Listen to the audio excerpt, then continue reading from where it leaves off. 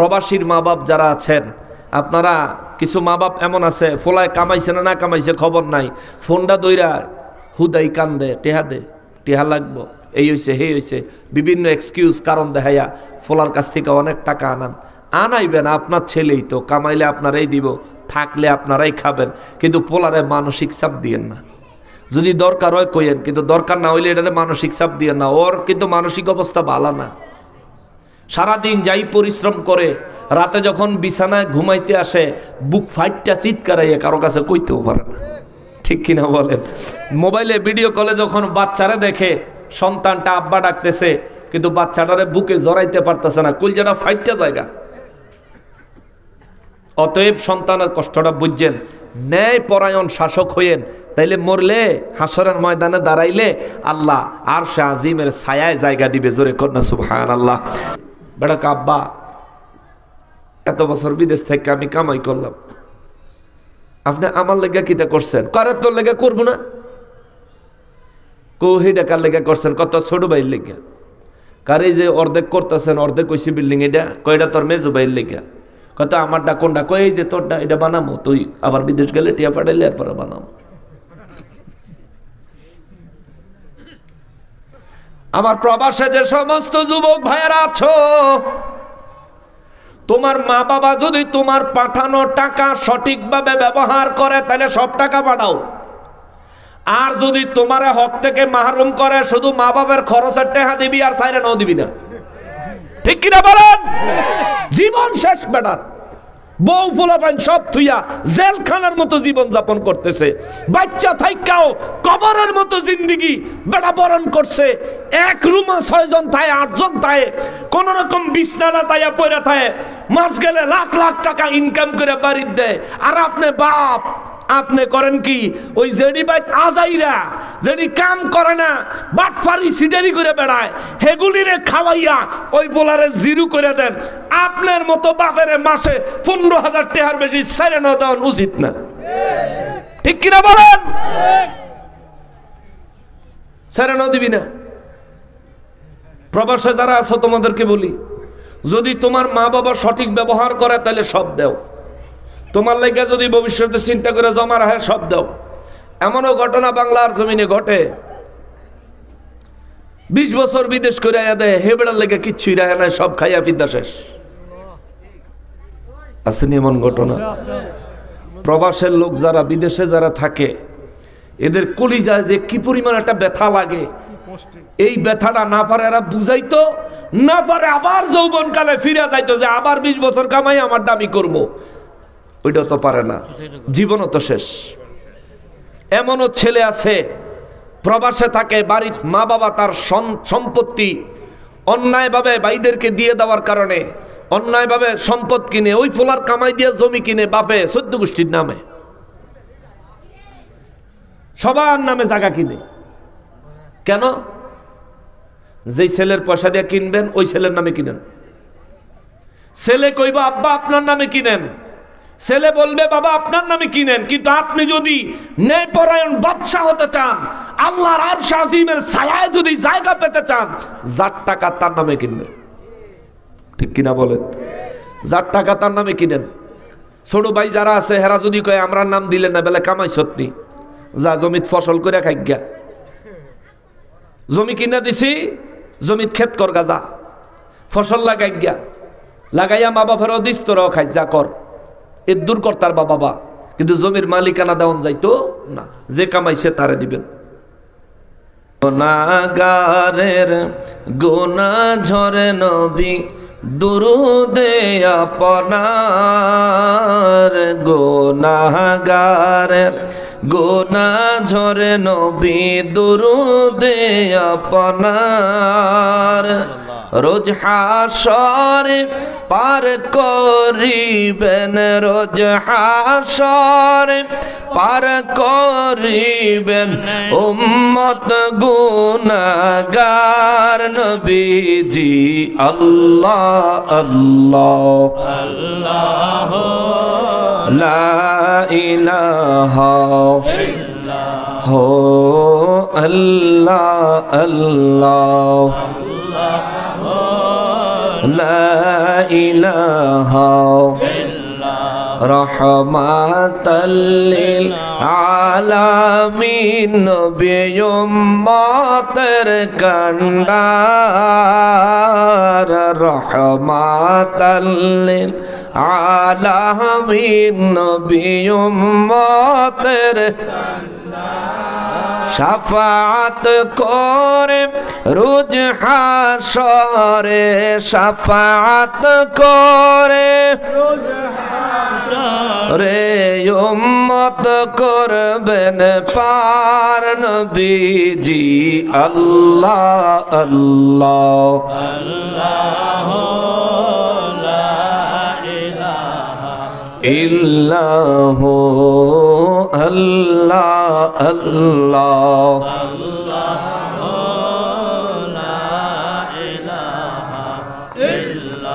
মৌতের তুফান আসবে যখন নবী গো আমার মৌতের তুফান আসবে যখন নবী গো দয়া করে দেখাইয়েন দয়া করে দেখাইয়েন চেহারায়ে আনওয়ার নবীজি আল্লাহ আল্লাহ আল্লাহ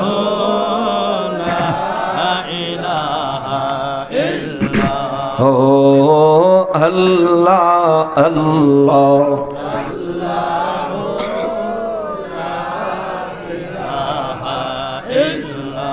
লা ইলাহা ইল্লাল্লাহু মুহাম্মাদুর রাসূলুল্লাহ সাল্লাল্লাহু আলাইহি ওয়াসাল্লাম। বয়ান করার নিয়তে কালামে হাকিম থেকে সূরা আনআমের ৭৩ নম্বর আয়াতে কারিমা এবং সূরা ওয়াকিয়া শুরু থেকে ধরে অনেকগুলো আয়াতে কারিমা তেলাওয়াত করেছি। একটা আয়াতে কারিমার উপর কথা বললে আজকের মাহফিল শেষ করা যাবে না, আলোচনাগুলো এত বিশাল, কিন্তু একটা আয়াতের সাথে আরেকটা আয়াতের বক্তব্য বয়ানের সাথে সামঞ্জস্যপূর্ণ হওয়ায়, মিল থাকায় আমি সবগুলো তেলাওয়াত করছি। আর আমার বেশি ভালো লাগে বয়ানের শুরুতে একটু লম্বা করে কোরআন তেলাওয়াত করতে, আমার ভালো লাগে ব্যক্তিগতভাবে। আল্লাহ পাক রব্বুল ইজ্জত আমাদের এই তেলাওয়াতুল কোরআন এবং আজকের এই আয়োজন আঞ্জাম এবং বয়ান কবুল ও মঞ্জুর করেন, পড়ি আমিন। একটু ধৈর্য সহকারে বসবেন, বেশি সময় নিব না। যে কথাগুলো বলবো স্বয়ং কোরআন শরীফ থেকে খোদ রব্বুল আলামিনের কথা, এক শব্দ আমি বানিয়ে বলবো না। আল্লাহ তাআলা বানানোর থেকে আমাকে হেফাজত করেন, পড়ি আমিন। সূরা আনআমের ৭৩ নম্বর আয়াতে কারিমায় মহান রব্বুল আলামিন বলেন, বিসমিল্লাহির রহমানির রহিম وهو الذي خلق السماوات والأرض بالحق ويوم يقول كن فيكون قوله الحق وله الملك يوم ينفخ في الصور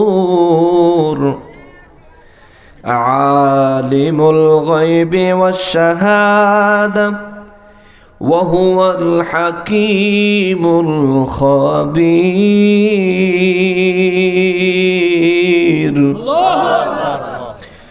রব্বুল আলামিন সূরা আল আনআমের ৭৩ নম্বর আয়াতে কারিমার মধ্যে বলেন, ওয়া হুয়াল্লাযী খালাকাস সামাওয়াতি ওয়াল আরদা বিল হাক্কি, আমি হলাম ওই রব। হুজুর নবী গো বিশ্ববাসীকে জানিয়ে দেন, আমার তামাম মাখলুকাতকে জানিয়ে দেন, ওয়া হুয়া, আর আমি হলাম তিনি, আমি হলাম ওই রব আল্লাযী খালাকাস সামাওয়াতি ওয়াল আরদা বিল হাক্কি, আমি হলাম ওই রব যিনি আসমান এবং জমিনগুলো যথাযথভাবে নিখুঁতভাবে পরিপূর্ণ সৌন্দর্যের সহিত সৃষ্টি করেছি।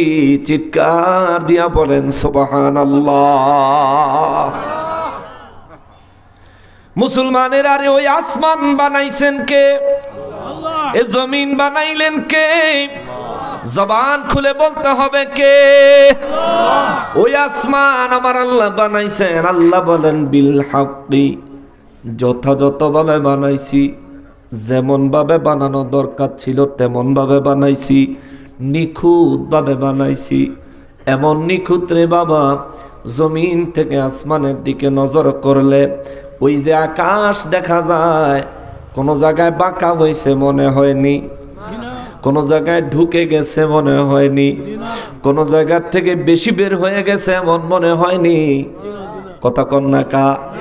কিশোরগঞ্জের মানুষ, জবান আল্লাহ দিছে, জবানেরও হক আছে।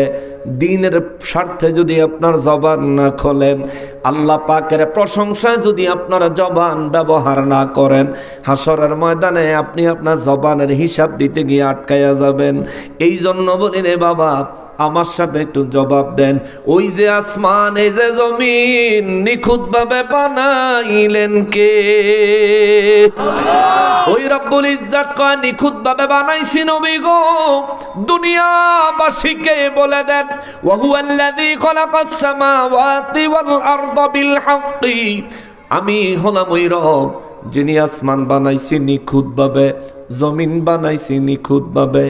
এই যে আসমান আল্লাহ বানাইলেন, জমিন থেকে তাকাইলে আসমানে যদি মেঘ জমে থাকে, তাও কি আসমানে কোনো খুঁত দেখা যায়? বলেন, খুঁত দেখা যায়? দেখতে কি মন্দ লাগে? না না না, এত সুন্দর, এত সুন্দর, এত সুন্দর।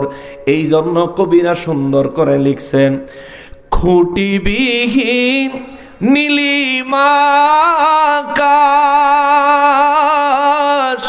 তোমার মহিমা করছে প্রকাশ। খুঁটিবিহীন নীলিমাকাশ তোমার মহিমা করছে প্রকাশ।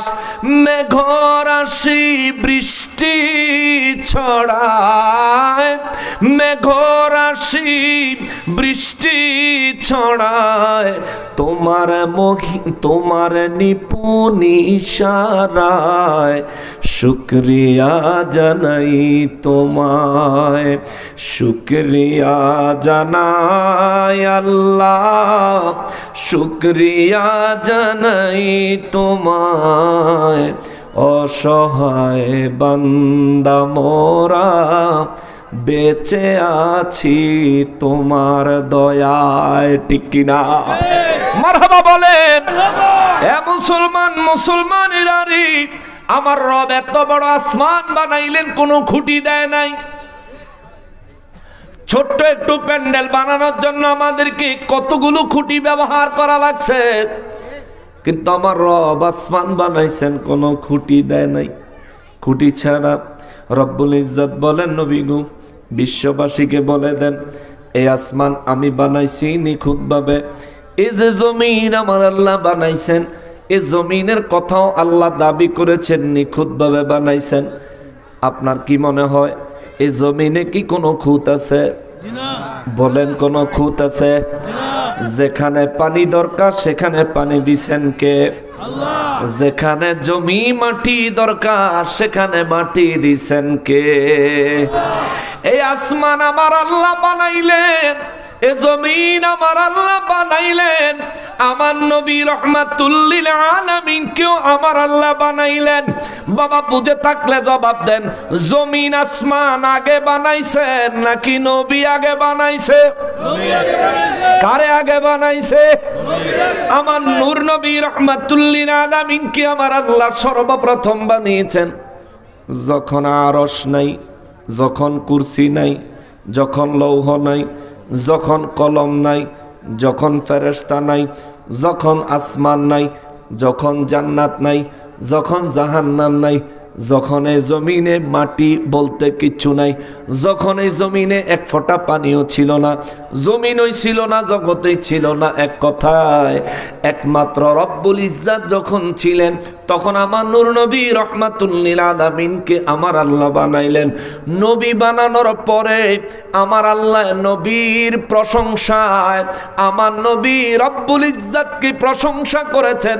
এই প্রশংসা শুনে আমার রব খুশি হয়েছেন, যার কারণে এই জগৎ বানাইলেন, সমস্ত তামাম সৃষ্টি জগৎ আমার আল্লাহ বানাইলেন এবং আমার নূর নবী রহমাতুল লিল আলামিনকে নবী হিসেবে পাঠাবেন, নবীর উম্মত হিসেবে আমাদেরকে বানাবেন। আমার আল্লাহ সিদ্ধান্ত নিলেন, তাইলে বোঝা যায় জমিন পরে নবী আগে, আসমান পরে নবী আগে, ফেরেশতা পরে নবী আগে, জান্নাত পরে নবী আগে, জাহান্নাম পরে নবী আগে, কলম পরে নবী আগে, আরে আরশে আজিম পরে নবী আগে, আমলনামার খাতা পরে নবী আগে, ফেরেশতারা পরে নবী আগে।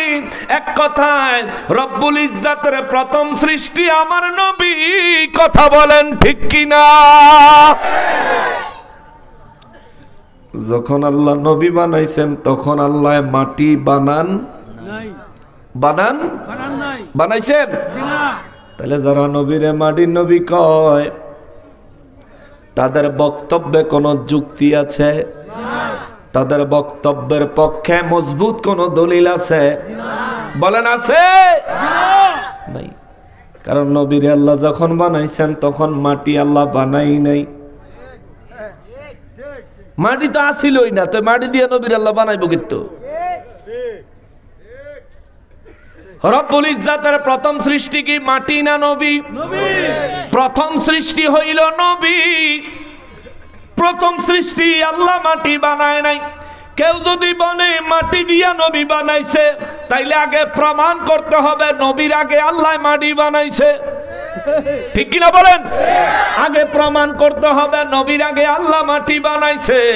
কিন্তু এই নীল আকাশের নিচে জমিনের উপরে এমন কোন দলের আলেম নাই যে ব্যক্তি কইব নবীর আগে আল্লাহ মাটি বানাইছে। এই কথা কোন আলেম কইতো না, কোন দলের হুজুর কইতো না। তার মানে বোঝা গেল মাটি পরে নবী আগে, তাহলে মাটি দিয়া নবী বানানোর তো প্রশ্নই আসে না। নবী যখন বানাইছে মাটি তখন নাই, নবী যখন বানাইছে আল্লাহ তখন মাটি বানান নাই। আরে মাটি দিয়া নবী বানাইব কেন? এই জমিন এই পৃথিবী তো আল্লাহ বানাইছে আমার নবীজির খাতিরে। কথা কন ঠিক কিনা? অতএব পাগল হয়ে যাইলে চলবে না। ওই নবীর শানে যে কোনো শব্দ ব্যবহার করলে চলবে না। সূরা হুজুরাতে আমার আল্লাহ বলেন লা তারফাউ, খবরদার, লা তারফাউ আসওয়াতাকুম বাইনাকুম বিল বাতিল। তারফাউ আসওয়াতাকুম ফাওকা সাউতিন নবী। লা তারফাউ আসওয়াতাকুম ফাওকা সাউতিন নবী। রব্বুল ইজ্জাত কয় আমার হাবিবের শানে এমন কোন শব্দ ব্যবহার করো না, এমন কোন শব্দ ব্যবহার করো না যে শব্দ তোমরা একজন আর একজন রে বলো। যেমন তোমরা একজন আর একজন রে ভাই বলো, আমার নবীরে ভাই বলো না। সন্তান তার পিতাকে বাবা বলে, আমার নবীরে বাবা কইও না। আমার নবী রহমাতুল লিল আলামিনের বাবা কইও না। কোরআনে আল্লাহ কয় মা কানা মুহাম্মাদুন আবা আহাদিম মির রিজালিকুম ওয়ালাকির রাসূলুল্লাহি ওয়া খাতামুন নাবিয়্যিন।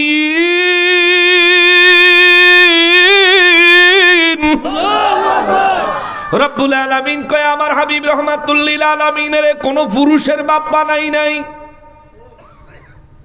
কোন পুরুষের বাপ আমি আল্লাহ বানাই নাই।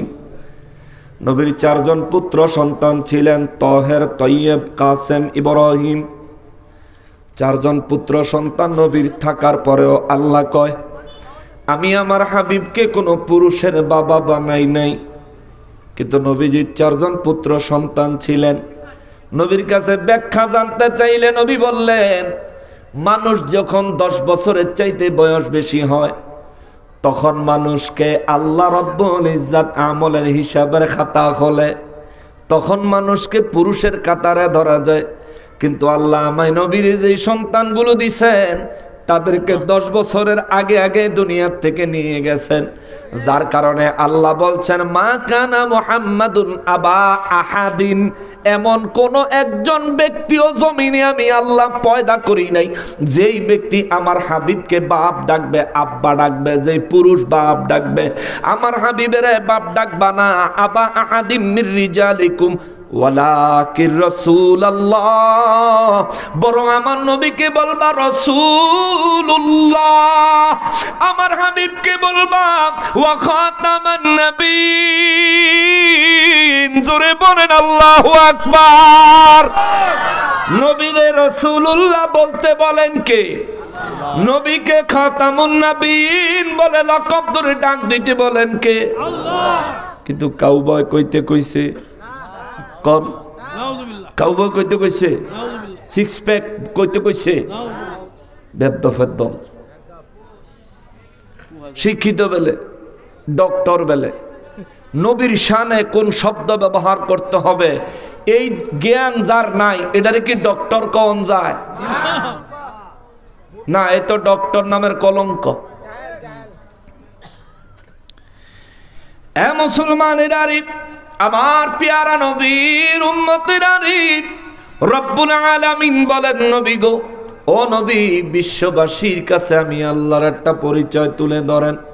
ওয়া হুয়াল্লাযী খালাকাস সামাওয়াতি ওয়াল আরদি বিল হাক্কি, আমি রব্বুল আলামিনের একটা পরিচয় বের করেন, পরিচয় প্রকাশ করে দেন, বলে দেন আমি হলাম ওই রব যে রব ওই আসমানকে আমি আল্লাহ নিখুঁতভাবে বানাইছি, এই জমিনকে আমি আল্লাহ নিখুঁতভাবে বানাইছি, যেখানে ফলের দরকার ফল গাছ বানাইছি, যেখানে পাথরের দরকার পাথরের পাহাড় বানাইছি, যে জায়গায় পানির দরকার সেখানে পানি দিছি, যেখানে খালের দরকার সেখানে খাল, যেখানে বিলের দরকার সেখানে বিল, যেখানে নদীর দরকার সেখানে নদী, যেখানে সমুদ্রের দরকার সেখানে সমুদ্র, যেখানে মিষ্টি পানি দরকার আমি মিষ্টি পানি দিছি, যেখানে লবণাক্ত পানির দরকার আমি সেখানে লবণাক্ত পানি দিছি, যেখানে সাদা পানি দরকার সাদা পানি দিছি, যেখানে ঘোলা পানি দরকার ঘোলা পানি দিছি।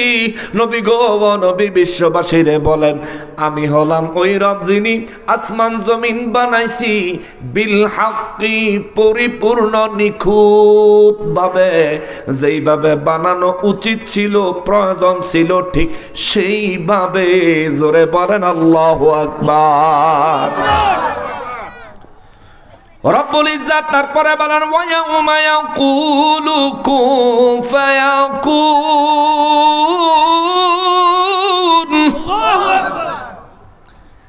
আর এমন একটা দিন আসবে ওয়া ইয়াউমা ইয়াকুলু, যেই দিন আমি আল্লাহ বলবো কুন হও,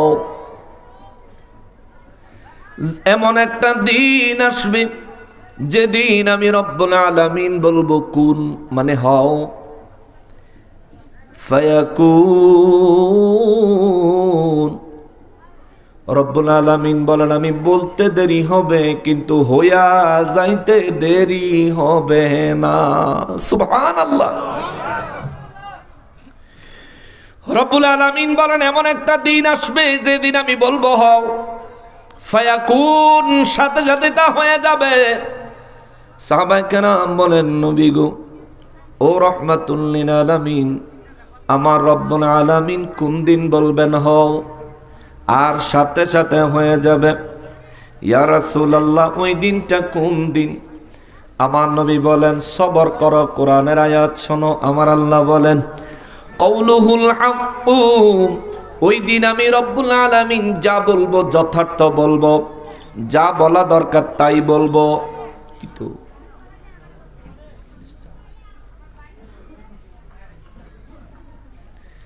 ওই দিন আমি রব্বুল আলামিনের যা বলা দরকার আমি তাই বলবো, যেমন বলা দরকার ঠিক তেমনই বলবো, যখন বলা দরকার আমি তখনই বলবো। রব্বুল আলামিন বলেন কওলুহুল হক, বলেন নবী গো, ও নবী ইয়া রাসূলুল্লাহ বলে দেন সেই দিন আমি যা বলবো তাই যথার্থ হবে, যথেষ্ট হবে। কোন হও বললে হয়ে যাবে, হও বললে হয়ে যাবে। ও নবী, নবী গো, ওয়ালাহুল মুলকু ইয়াউমা ইউনফাখু ফিস-সূর। আল্লাহ বলেন যেদিন আমি আল্লাহ বলবো হ সেদিন হয়ে যাবে, আর আমি আল্লাহ যেটা বলবো এটা যথেষ্ট হবে, যথার্থ হবে। ওয়ালাহুল মুলকু, ওই দিন সমস্ত কিছুর মালিকানা হবে আমি আল্লাহর। সুবহানাল্লাহ। সব কিছুর মালিকানা কার? জোরে বলেন, আরো জোরে। আজকেও সব কিছুর মালিকানা কার? এই মুহূর্তেও সব কিছুর মালিকানা কার? কিশোরগঞ্জের বাজিতপুরের মানুষ একটু জবান খুলে বলেন না কার? এই মুহূর্তেও সমস্ত কিছুর মালিকানা আমার আল্লাহর, কিন্তু আমরা আল্লাহকে দেখি না, ঠিক না? কিন্তু আমার আল্লাহ কয় নবী গো ওয়ালাহুল মুলকু, সেই দিন সমস্ত কিছুর মালিকানা হবে আমি আল্লাহর। দুনিয়ায় আইজো সমস্ত কিছুর মালিকানা আমি আল্লাহর, কিন্তু দুনিয়ার মানুষ আমারে দেখে না। এই আয়াতে আমার আল্লাহ যেই দিন মালিকানার কথা বলেছেন, ওই দিন দুনিয়াবাসী খুদ রব্বুল আলামিনকে দেখবে, তার মালিকানা দেখবে, তার ক্ষমতা দেখবে, তার পাওয়ার দেখবে। চিৎকার দিয়া বলেন আল্লাহু আকবার। ওই দিনটা কোন দিন? রব্বুল আলামিন বলেন ইয়াউমা ইউনফাখু ফিস-সূর। ওই দিনটা হলো ওই দিন যেদিন ইসরাফিল ফেরেশতা সিংহায় ফু লাগায়া দিবে। আল্লাহু আকবার। ইসরাফিল ফেরেশতা যেদিন সিংহায় ফু দিবে, ওই দিনটার নাম হলো কিয়ামত। ওই দিনটার নাম হলো কিয়ামত। রব্বুল আলামিন বলেন আমি বলবো কুন, ইয়াকুলু কুন, আমি বলবো কুন হ, ফায়াকুন। বলতে দেরি হবে, হইতে দেরি হবে না। বলতে দেরি হবে, হুকুম দিতে দেরি হবে, বাস্তবায়ন হতে দেরি হবে না।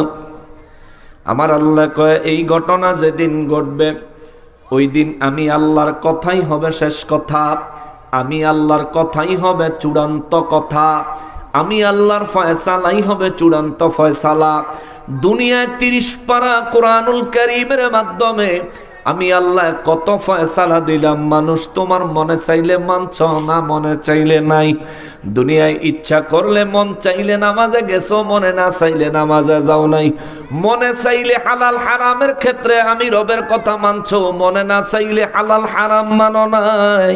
কিন্তু কিয়ামতের ময়দান ওই দিনটা হবে এমন, আমি আল্লাহ যা বলবো কওলুহুল হক, আমি যেটা বলবো এটাই যথার্থ, যথেষ্ট, এটাই মানতেই হবে, না মানার কোনো সুযোগ নাই। সেদিন ইচ্ছার উপর চলার কোনো পাওয়ার থাকবে না। রব্বুল ইজ্জত কয় কারণ ওয়ালাহুল মুলকু, দুনিয়ায় তোমাদের মালিকানা আমার, কিন্তু তোমরা আমাকে দেখো না, আমি আমার মালিকানার ব্যাপারে কঠোর হই নাই।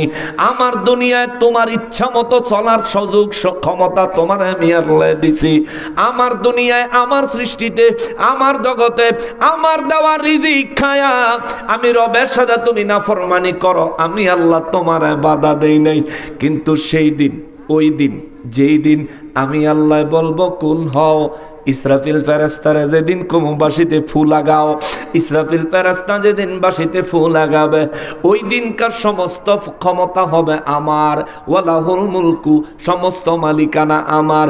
সেদিন আমার যারে ইচ্ছা করব জান্নাতে দিব, আমার যারে ইচ্ছা করব জাহান্নামে নিক্ষেপ করব।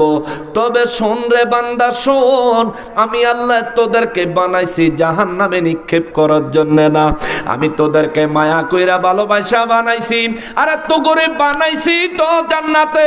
আদম বানানো শুরু করছি জান্নাতে। আওয়াজ দিয়া বলেন আল্লাহু আকবার। আরে জাহান্নামে ফালানোর লাগা তো জান্নাতে তোরে বানাই নাই, জাহান্নামে নিক্ষেপ করার জন্য তোর জন্ম জান্নাতে আমি আল্লাহ শুরু করি নাই। জান্নাতে তোর জন্ম শুরু করেছি এই কারণে যাতে করে তোর শেষ ঠিকানাটাও জান্নাত হয়। ওইটাই তোর বাড়ি, ওইটাই তোর আসল বাড়ি, ওই বাড়িতে তোরে যাইতে হবে। তবে শোন, হাসরের ময়দান যেদিন কায়েম হয়ে যাবে সেদিনকার সব মালিকানা থাকবে আমার। সেই দিনকার জজ হব আমি, সেই দিনকার হুকুমদাতা হব আমি, সেই দিনকার ফয়সালা দাতা হব আমি, সেদিনকার ফয়সালা দিব আমি আল্লাহ। আমি যারা জাহান্নামী বলবো তারে আর জান্নাতি বানানোর কেউ নাই, আমি যারা জান্নাতি বলবো তারে আর জাহান্নামে ফেলানোর কেউ নাই। তবে হা হা হা, ওই দিন এই কঠিন মুসিবত কঠিন পরিস্থিতি দিবে যদি বাঁচতে চাও, আমার হাবিবুল্লাহর সাথে প্রেম লইয়া, ওলি আল্লাহদের সাথে ভালোবাসা লইয়া হাসরের ময়দানে আইসো। কেননা একা একা আদালতে দাঁড়াইলে উকিল নাই, একা একা আদালতে দাঁড়াইলে উকিল নাই, তোমার পক্ষে কথা বলার কেউ নাই। তোমার রায় ম্যাজিস্ট্রেট, তোমার রায় তোমার পক্ষেও দিতে পারে, বিরুদ্ধেও যাইতে পারে, ঠিক কি না? কথা বলার কেউ নাই, জিজ্ঞেস করার কেউ নাই, ধরার কেউ নাই। আর যদি উকিল উপস্থিত থাকে, যতক্ষণ উকিলদের তর্ক বিতর্ক শেষ না হবে ততক্ষণ আদালত রায় দিবে না। রব্বুল ইজ্জত কয়, তুমি দুনিয়া থেকে দুইজন উকিল লই আইও। সুবহানাল্লাহ, সুবহানাল্লাহ। কয়জন? কয়জন? কয়জন? দুইজন উকিল দুনিয়া থেকে নিয়ে আইসো। একজন প্রধান উকিল, তিনি আমার হাবিব রাহমাতুল লিল আলামিন। আল্লাহু আকবার। প্রধান উকিল একজন, মেইন উকিল একজন। আমাদের দেশে আদালতে বার অ্যাসোসিয়েশন আছে না? বার অ্যাসোসিয়েশনের প্রধান আছে না? এই বার অ্যাসোসিয়েশনের যিনি প্রেসিডেন্ট, উনি যদি কোনো মামলার জন্য আসামির পক্ষে আদালতে দাঁড়ায়, ম্যাজিস্ট্রেটে কোনো রায় দিতে 100 বার চিন্তা করে, ঠিক না? আবার বার অ্যাসোসিয়েশনের সভাপতি সাহেব যদি ম্যাজিস্ট্রেটের কাছে কারো জামিনের আবেদন করে, জামিন দেওয়ার যদি 1% সুযোগ থাকে, ম্যাজিস্ট্রেট জামিন দিয়ে দেয়। আইনে যদি 1% সুযোগ থাকে জামিন দেওয়ার, ম্যাজিস্ট্রেট চিন্তা করে, আরে তার পক্ষে দাঁড়াইছে বার কাউন্সিলের প্রেসিডেন্ট, প্রেসিডেন্টের সম্মানে জামিন দিয়ে দেয়। ও বাবা, বাবারে, হাসরের ময়দানে আল্লাহ হবেন আদালত, নবী হবেন প্রেসিডেন্ট। আল্লাহ হবেন আদালত, নবী হবেন প্রেসিডেন্ট। আমার নবী যদি কয় আল্লাহ আমার, নবী যদি একবার কয় আল্লাহ আমার উম্মত, একবার যদি নবী কয় আল্লাহ আমার, নবী বলেন আমি নবী যদি কারো জন্য আল্লাহ দরবারে সুপারিশ করি, আমার আল্লাহ আমি নবীর কোন সুপারিশ ফিরাইয়া দিত না।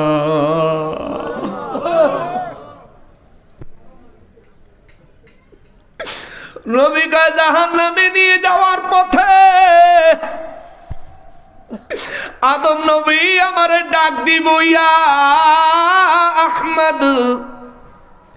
3 বার ডাক লাগাবে, আমি নবী সেজদা মোবারকে আর শাযীবের ছায়ায় পড়ে রব্বি হাবলি উম্মতি, রব্বি সাল্লিম উম্মতি, ইয়া উম্মতি, ইয়া উম্মতি বলে বলে আমি নবী কাঁদবো। আদম নবীর ডাক শুনে আমি নবী সেজদা মোবারক থেকে মাথা মোবারক উঠায়া আদম নবীর ডাকে সাড়া দিয়া বলবো লাব্বাইক ইয়া আদম সফিউল্লাহ।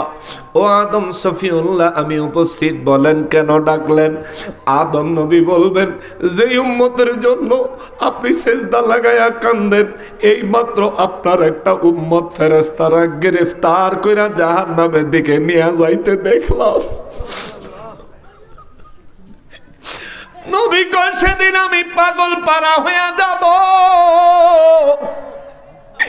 আদম নবীরে কইব, আদম নবীরে আমি নবী বলবো, দয়া করে বলেন আমার উম্মতটা কোন দিক দিয়া জাহান্নামে নিয়ে যাচ্ছে। আদম নবী দেখায় দিব, এই যে দেখলাম এই রাস্তা দিয়ে নিয়ে যায়। নবী কয় আমি আর কোনো দিকে তাকাইতাম না রে, আমি নবী একটা দৌড় দিব জাহান্নামের দিকে। দৌড়াইয়া যায় জাহান্নামে পড়বো না, কই পড়বো আমি নবী চিন্তাও করতাম না। দৌড় দিব, দৌড় দিব, দৌড় দিব। হাসরবাসী তাকায়া থাকবে, নূর নবী রহমাতুল লিল আলামিন দৌড় দিচ্ছে না। হায়, সমস্ত ফেরেশতারা অবাক হয়ে যাবে, সব ফেরেশতারা তাকিয়ে থাকবে। নবী রহমাতুল লিল আলামিন বলেন আমি দৌড়ায়া রাস্তায় গিয়ে দেখব আমার উম্মতেরা জাহান্নামের জিঞ্জির লাগায়া ফেরেশতারা টানতে টানতে নিয়ে যায়।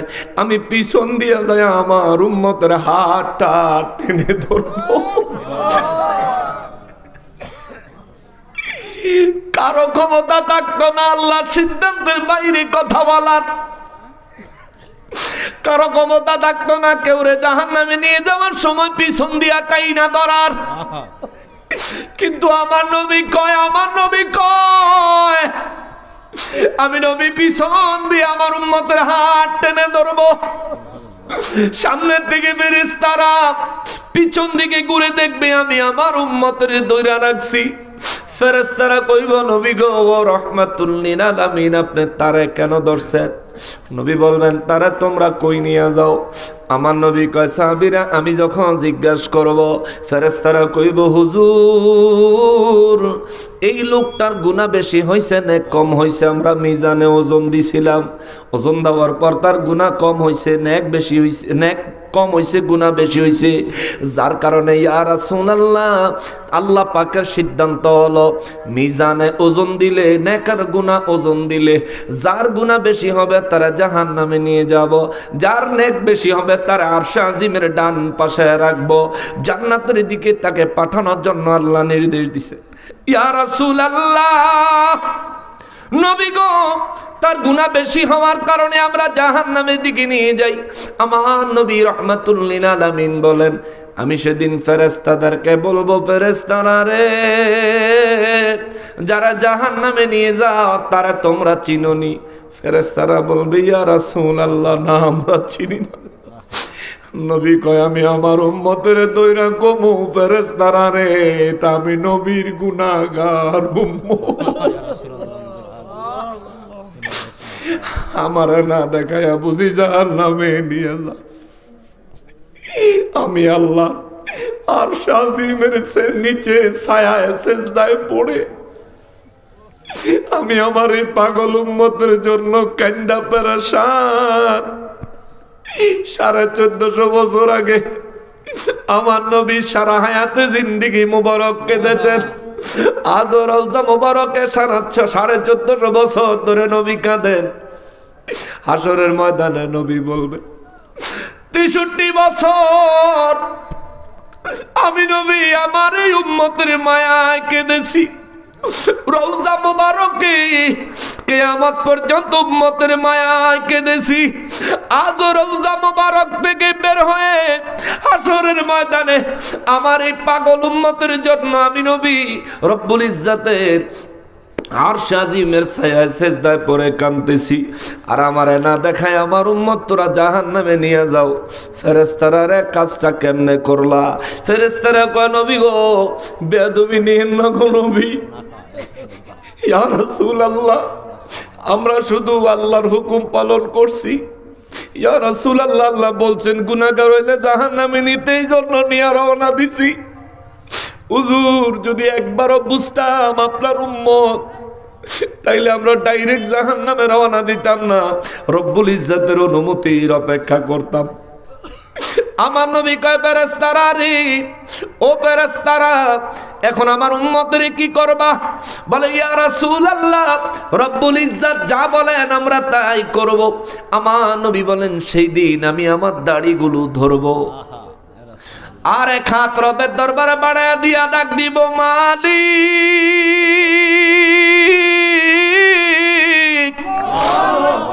ওয়াদা দিছেন আমারে অপমান করবেন না হাসরের ময়দানে। কাহারি সুরতের রব রহমানুর রহিম হয়ে যাবে। আল্লাহু আকবার। কাহারি সুরতের রব রহমাতুল লিল আলামিনের ডাকে রহমানুর রহিম হয়ে যাবে। আল্লাহ ডাক দিয়ে বলবেন, হাবিব হাসরের ময়দান তো আপনার জন্যই সাজাইছি। কে জান্নাতে যাইব আমি তো জানি, ওই কে জাহান্নামে যাইব আমি আল্লাহ তো জানি। ওই আদম নবীরে আমি তো জান্নাত থেকে ডাইরেক্ট জীবিত দুনিয়ায় পাঠাইছি। আমি তো ইচ্ছা করলে এদেরকে দুনিয়া থেকে টান দিয়া দিয়া জান্নাতে ঢুকাইয়া দিতে পারতাম, মরণ লাগতো না, কবরে যাওন লাগতো না, আজকের হাসরের ময়দানে উঠা লাগতো না। ইয়া রাসূলুল্লাহ, মরণ তো দিলাম আপনার মর্যাদা বুঝানোর জন্য। আপনার সাথে যার প্রেম ভালো তার মরণ হবে ঈমানের উপরে। আপনার সাথে যার ভালোবাসা বেশি, যারে আপনি উম্মত বলে স্বীকৃতি দিবেন, যে নিজেকে আপনি নবীর জন্য কুরবান করবে, ওয়াকফ করে দিবে, ইয়া রাসূলুল্লাহ তাদের জন্যই তো কবরে আমি জান্নাতি পরিবেশের ব্যবস্থা রাখছি। আল্লাহু আকবার। আজ হাসরের ময়দানে যাকে আপনি নবী বলবেন আপনার, আমি আল্লাহ তারে বলবো আমার। আপনি নবী যারে বলবেন আপনার উম্মত, আমিও তারে বলবো আমার ঈমানদার বান্দা। আপনি নবী যারে বলবেন জান্নাতে দিতে, বিনা শর্তে, বিনা আযাবে, বিনা হিসাবে আমি আল্লাহ জান্নাতে দিব। জোরে বলেন আল্লাহু আকবার।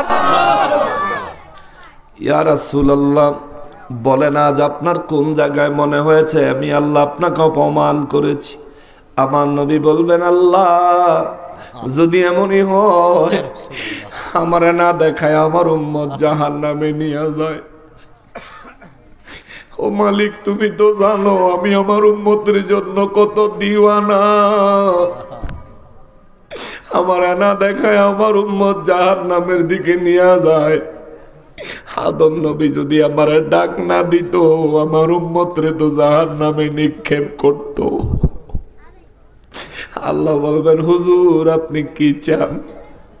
আমার নবী বলবে, আল্লাহ আমি একটু দেখতে চাই আমার উম্মতের গুনাহ বেশি হইছে নেক কম হইছে, এটা আমি নিজের চক্ষু মুবারক একটু দেখতে চাই।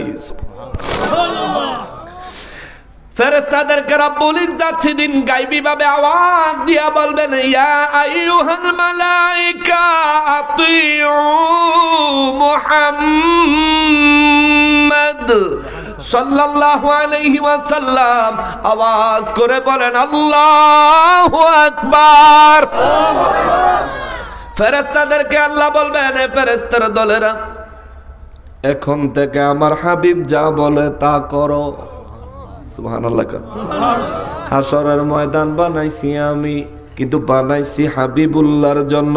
হাসরের ময়দান বানাইছি আমি, কিন্তু বানাইছি আমার দয়াল নবী রহমাতুল লিল আলামিনের জন্য। আতিউ মুহাম্মদ, আমার হাবিব যা বলে তা করো, আমার হাবিব যেমন বলে তেমন করো। ফেরেশতারা সঙ্গে সঙ্গে নবীর খেদমতে বলবেন, ইয়া রাসূলুল্লাহ সাল্লাল্লাহু আলাইহি ওয়াসাল্লাম কি করব বলেন? নবী বলবেন, চলো এই যে এতক্ষণ পর্যন্ত রবের সাথে কথা হয়, এই যে এতক্ষণ পর্যন্ত ফেরেশতাদের সাথে কথা হয়, শুধু নবী দাড়ি মুবারক ধরার সময় এক হাত রবের দিকে বাড়ায় দিবেন, আর এক হাতে নিজের দাড়ি মুবারক ধরবেন, আর এর আগে এবং পরে উম্মতের হাত আমার নবী ধরে রাখবেন। উম্মতের হাত আমার নবী ছাড়বো না রে। মিজান পর্যন্ত আবার নবীর উম্মত নবী নিয়ে যাইব। নবীজি হাত ধরে টাইনা টাইনা নিয়ে যাইব।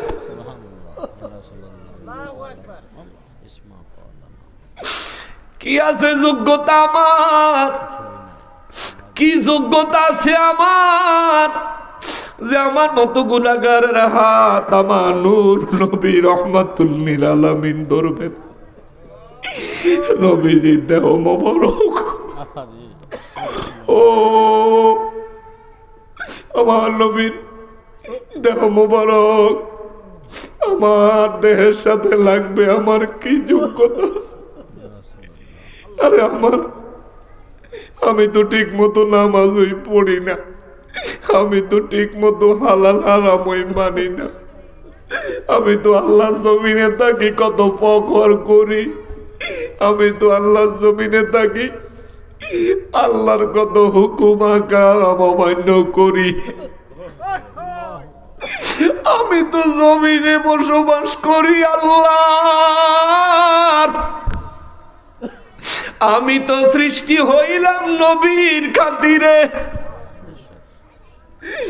ওই নবীর সুন্নাত মুবারক গুলো, ওই নবীজির আদর্শ মুবারক আমি গুনাহগার তো পরিপূর্ণ আমার চরিত্রে ধারণ করতে পারি নাই। আমার মতো গুনাহগারের কি যোগ্যতা আছে রে? রহমাতুল লিল আলামিনের দেহ মোবারক আবার হাতে লাগবে। নবী কয় আমি আমার উম্মতের হাত ছাড়ব না, আমি আমার উম্মতের হাত ধরেই রাখবো মিজান পর্যন্ত আমার উম্মতটাকে আমি নিয়ে যাব।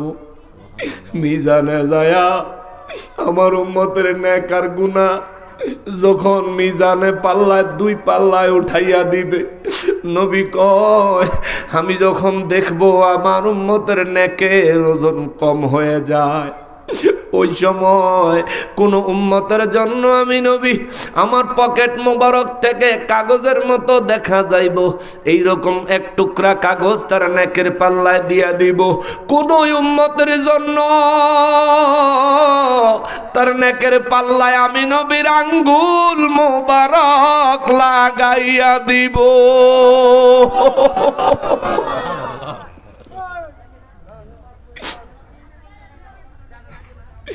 মুসলমানেরা রে, আমার প্যারা নবীর উম্মতেরা রে,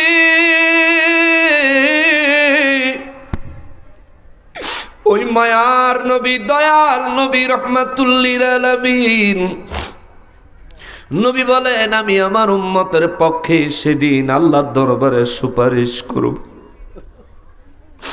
আল্লাহ ফেরেশতাদেরকে জিজ্ঞেস করবে মিজানের ফেরেশতারা খবর কি?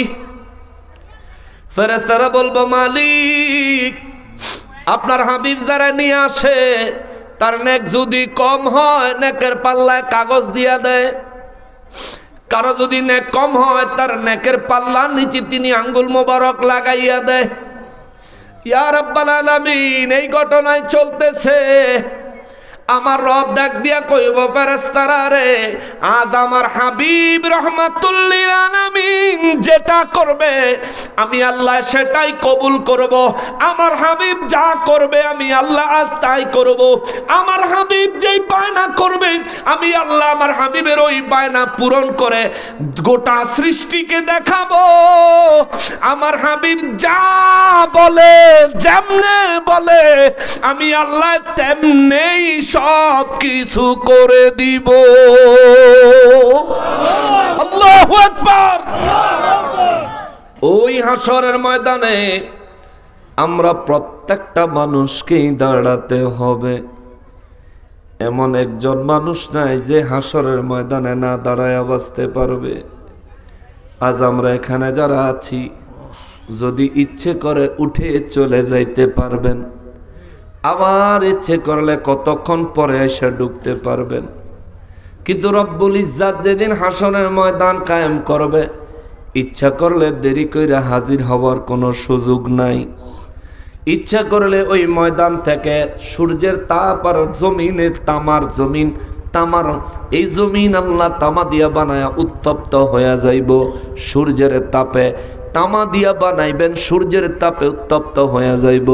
এই উত্তপ্ত জমিন থেকে ইচ্ছা করলে পালায়া কোনো ছায়ার মধ্যে চলে যাবেন, কোনো সুযোগ নাই। অতএব ওই দিনের জন্য চিন্তা করেন। রব্বুল আলামিন বলেন ওয়ালাহুল মুলকু, সেদিনের সমস্ত মালিকানা আমি আল্লাহর। এই জন্য বলেছিলাম রব্বুল ইজ্জাত হবেন আদালত, নবী রাহমাতুল লিল আলামিন হবেন, আমার রবের দরবারে সুপারিশ করনেওয়ালা প্রধান, আমার নবী হবেন প্রধান। বলছিলাম দুইজন উকিল নিয়োগ কইরেন, নবী রাহমাতুল লিল আলামিনের সাথে ভালোবাসা কইরেন, নবী আপনার উকিল হবেন। 2 নম্বরে ওলি আল্লাহদের সাথে ভালোবাসা কইরেন, ওলি আল্লাহরা সেদিন আপনার উকিল হবে। এখন দুনিয়ার মানুষ, আমাদের দেশে আলেমরা আওয়াজ করে, ওই দিন ওলিরা নিজেদের অবস্থা কি হবে সেটাই তো জানে না। তাইলে আপনি আবার তাদের পক্ষে, তাদের কাছে গেলে কি পাইবেন? শোনেন, আমার নবী রাহমাতুল লিল আলামিন বলেন, হাশরের ময়দানে ওলি আল্লাহদেরকে আল্লাহ নূরের মিম্বার দিবে। জোরে করনা সুবহানাল্লাহ। আমার অবস্থা খারাপ, গায়ে কাপড় নাই, আমার অবস্থা খারাপ, গায়ে কাপড় নাই। সেদিন আমি সূর্যের তাপের নিচে হয়তো দাঁড়াইয়া থাকতে হবে। সেদিন তামার জমিন, উত্তপ্ত জমিনে হয়তো আমার দাঁড়াইয়া থাকতে হবে। কিন্তু আমার নূর নবী রাহমাতুল লিল আলামিন সেদিন আরশে আজিমের ছায়ার নিচে নবী সেজদা মোবারকে থাকবেন। আর নবী বলেন, আমার উম্মতের মধ্যে যারা ওলি আল্লাহ, আল্লাহ তাদেরকে নূরের মিম্বার দিবেন, তারা নূরের মিম্বারে অবস্থান করবেন। তাদের অবস্থান দেখা সব নবীরা, সব শহীদেরাও পর্যন্ত ওলি আল্লাহদেরকে দেখা ঈর্ষা করবে। নবী না হইয়া যদি আখিরি নবীর উম্মতের ভিতরে একটা ওলি হইতাম, শহীদ না হইয়া যদি আখিরি নবীর উম্মতের ভিতরে একটা ওলি হইতাম। আল্লাহু আকবার। হাশরের ময়দানে ওলিদের অবস্থা ভালো না মন্দ? জোরে বলেন, ভালো না মন্দ? হাশরের ময়দানে ওলিদের অবস্থা ভালো রে বাবা। হাশরের ময়দানে ওলিদের অবস্থা ভালোই হবে, ভালোই হবে।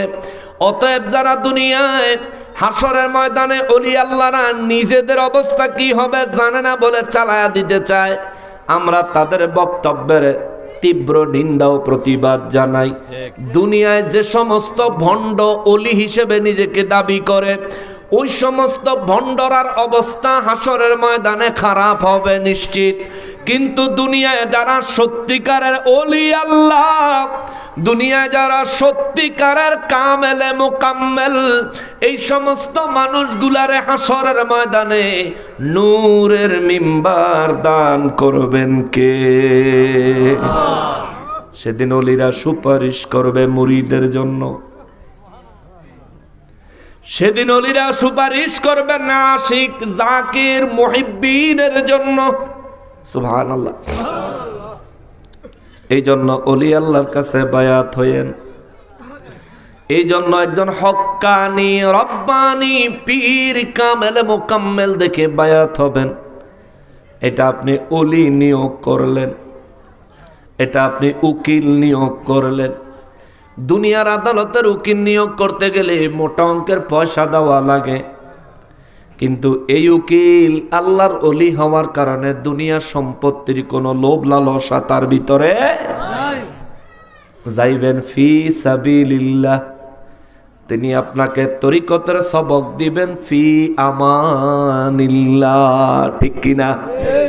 যাইবেন খালি বানায় দিব বাকা বিল্লাহ, বানায় দিব বাকা বিল্লাহ ফানা ফিল্লাহ। জোরে করনা সুবহানাল্লাহ। এগুলি রুহানিয়তের বিষয়। যারার মধ্যে রুহানিয়ত নাই তারা এগুলি বুঝারও সামর্থ্য রাখে না। আগে কানেকশন থাকতে হবে। বিদ্যুতের ভোল্টেজ কত, এটা মেইন লাইনের সাথে কানেকশন লাগাইতে হইব। তাইলে বিদ্যুতের ভোল্টেজ কম আইয়ে না বেশি আইয়ে এটা দেখা যাইব, বুঝাও যাইব, ঠিক কিনা? বিদ্যুৎ আছে না নাই এটাও বোঝা যাবে, আগে কানেকশন লাগাইতে হইব। তোমার মিয়া কানেকশনই নাই, তুমি ফোন দিতে মারাও, কানেকশন লাগাও। এ মুসলমানের আরে, আমার পেয়ারা নবীর উম্মতির আরে, হাশরের ময়দানে আল্লাহ পাকের আরশে আজিমের ছায়া ছাড়া আর কোন ছায়া থাকবে না। সেদিন আল্লাহ তার আরশে আজিমের ছায়ায় 7 ধরনের মানুষের জায়গা দিবে। সুবহানাল্লাহ। কয় ধরন? 7 ধরনের মানুষের আল্লাহর আরশ আজিমের ছায়ায় জায়গা দিবে। দুনিয়ায় যখন রোদ বেশি হয় পাকা রাস্তাটাও দেখবেন গরম হয়ে যায়, ঠিক না? তখন কি করি আমরা? একটা গাছের ছায়া দিকে ছায়ার নিচে গিয়ে দাঁড়াই। ছায়ার নিচের মাটিটা গরম না ঠান্ডা? ঠান্ডা। আরাম না বেরাম? বলেন আরাম না বেরাম? আরাম। গাছের নিচে ছায়ার জমিনটা ঠান্ডা, আরাম। গাছের ছায়াটাও শান্তির, রোদ থেকে বাঁচা যায়। হাসরের ময়দানে আমার রব্বুল আলামিন তার আরশে আজিমের একটা ছায়া হবে, জোরে কন্যা সুবহানাল্লাহ। এই ছায়ার মধ্যে 7 শ্রেণীর মানুষের জায়গা দিব। এই 7 শ্রেণীর মধ্যে এক শ্রেণী আমাদেরকে হওয়ার তৌফিক আল্লাহ দান করেন। সবাই পড়ি আমিন। আরো জোরে বলেন না আমিন। এই 7 শ্রেণীর মানুষ কারা? عن أبي هريرة رضي الله تعالى عنه عن النبي صلى الله عليه وسلم قال 7 يظلهم في ظل يوم لا ظل إلا ظله الإمام العادل وشاب نشأ في عبادة ربه ورجل قلبه معلق في المساجد ورجلان تحابا في الله اجتمعا عليه وتفرقا عليه ورجل طلبته امرأة ذات منصب وجمال فقال إني أخاف الله ورجل تصدق أخفى حتى لا تعلم شماله ما تنفق يمينه ورجل ذكر الله خاليا ففاضت عينا رواه البخاري চিৎকার দিয়া বলেন আল্লাহু আকবার। হযরতে আবু হুরায়রা রাদিয়াল্লাহু তাআলা আনহু থেকে বর্ণিত, তিনি বলেন আমার নূর নবী রাহমাতুল লিল আলামিন বলেন 7 ইউযিল্লুহুমুল্লাহু ফি যিল্লি ইয়াওমা লা যিল্লা ইল্লা যিল্লুহু। 7 শ্রেণীর মানুষেরই আমার আল্লাহ আরশ আজিমের ছায়ায় জায়গা দিবে। ওই দিন যেদিন আরশ আজিমের ছায়া ছাড়া আর কোনো ছায়া থাকবে না। আল্লাহু আকবার। হাসরের ময়দানে কোনো গাছের ছায়া থাকবে? গাছই তো থাকতো না, ছায়া আইব কইতে। নবী বলেন 7 শ্রেণীর মানুষেরই আমার আল্লাহ আরশে আজিমের ছায়ার মধ্যে জায়গা দিবে। 1 নম্বরে হলো ইমামুল আদিল, ন্যায়পরায়ণ বাদশাহ। সুবহানাল্লাহ। ন্যায়পরায়ণ বাদশাহ, দেশের সরকার, দেশের বাদশাহ, আসনের এমপি সাহেব ওই ওনার এরিয়ার বাদশাহ, উপজেলার চেয়ারম্যান সাহেব উপজেলার বাদশাহ, ডিসি মহোদয় জেলার বাদশাহ, চেয়ারম্যান মহোদয় ইউনিয়নের বাদশাহ, মেম্বার মহোদয় ওয়ার্ডের বাদশাহ। বাড়ির মধ্যে যার কথা সবাই মানে তিনি বাড়ির সবার বাদশাহ। পরিবারের মধ্যে সন্তানের পিতা, স্ত্রী, স্বামী হলেন পরিবারের বাদশাহ। বুঝছেন তো? আপনি যদি ন্যায়পরায়ণ বাদশাহ হন, ছেলেদের জন্য একরকম, মেয়েদের জন্য আর এক রকম। ছোট ছেলের লেগে বেশি, বড় ছেলের লেগে কিছুই নাই, এমন খাচ্ছ তঙ্গ সমাজ আছে না নাই? কিছু বাপ আছে ছোট ফোলা ফেন ব্যক্তি ফালে বড় ফোলার কামাই দিয়া শেষ পর্যন্ত বড় ফোলারে কিচ্ছু দেয় না। আছে নি? বড় ফোলায় কয় আব্বা আমার লগে এমন করলেন, কয় বাবা তোর লেগে দোয়া করছি, তোরে আল্লাহই দিব। এটা ভদ্র বাপ না, এটা সিটার। কে দিছে আপনার এই অধিকার? সম্পদ, ওয়ারিসের সম্পদের বন্টন নীতি দিয়েছেন কে? কে দিছেন? আল্লাহ দিছে। বড় ছেলেরটা ছেলেরে, মেয়েরটা মেয়েরে। 2 মেয়ের সমান 1 ছেলে পাবে, আল্লাহ দিছে বিধান। আপনি 1 ফোলারে বেশি দিলেন, মাইয়া করে দিলেনই না, বড় ফোলারে কম দিয়ে দিলেন, আর আপনি দোয়া করে যান। আপনার মতো জালিমের দোয়ার কোনো দরকারই নেই, ঠিক কিনা বলেন? ন্যায়পরায়ণ হয়েন। পিতা হয়েছেন, সন্তানের উপর ন্যায় বিচার করবেন। সন্তানরা যে যতটুকু ইসলামী শারায়াত মোতাবেক পাবে ততটুকু সবাইরে ভাগ করে সমানভাবে দিবেন। নইলে আপনি ন্যায়পরায়ণ বাদশা হতে পারবেন না। ছোট ছেলেরে বেশি দিলেন, বড় ছেলেরে কম দিলেন, এমন করা যাবে না। ছেলেদেরকে বেশি দিলেন, মেয়েদেরকে কম দিলেন, এমন করা যাবে না।